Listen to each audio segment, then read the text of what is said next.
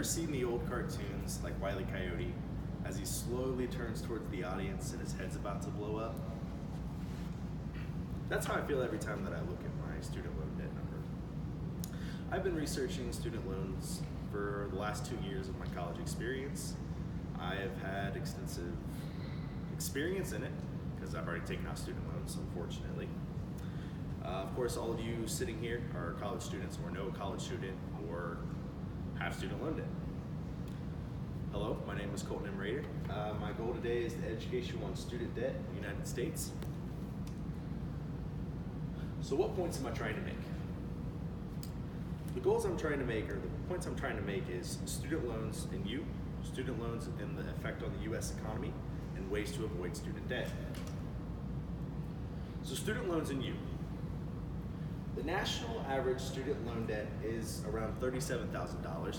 That's according to debt.org.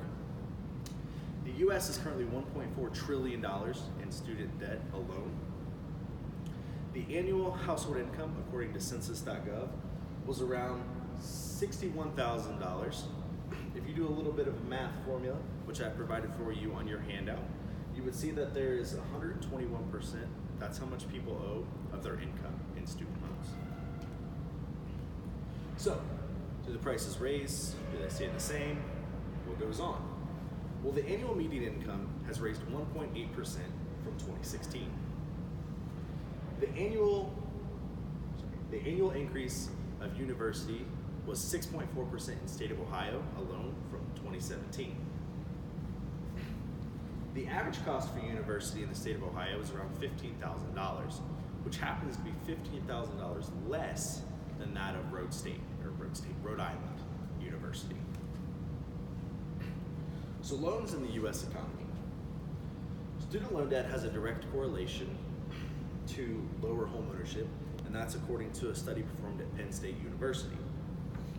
A $1,000 increase in tuition per year has a 1.5% correlation to lower home ownership.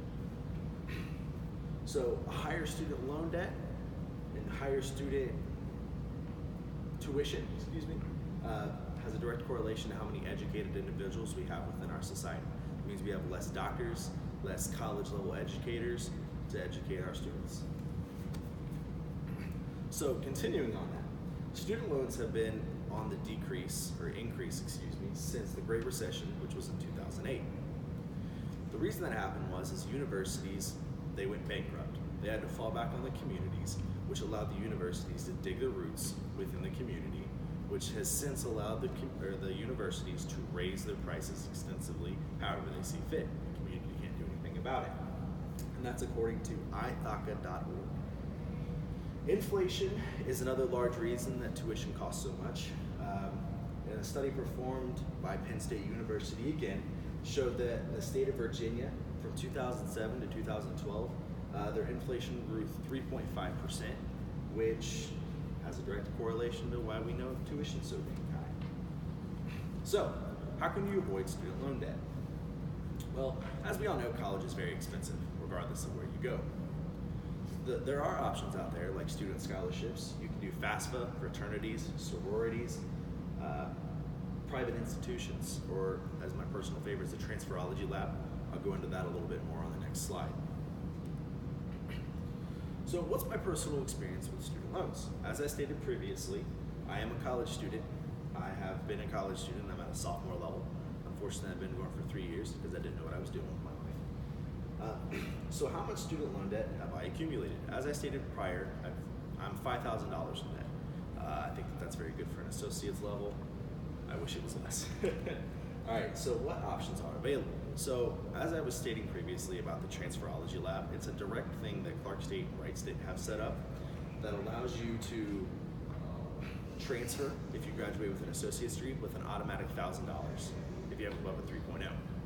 If you do a 3.25 to 3.49, they'll give you an additional $2,000. If you're able to maintain above a 3.5 and beyond, they'll give you an additional $2,500.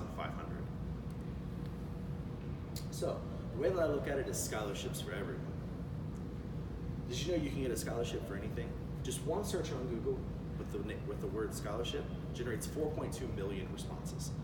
You You can get a scholarship for your hair color, your height, so on and so forth. So in conclusion, student loan debt is common. Do not feel alone.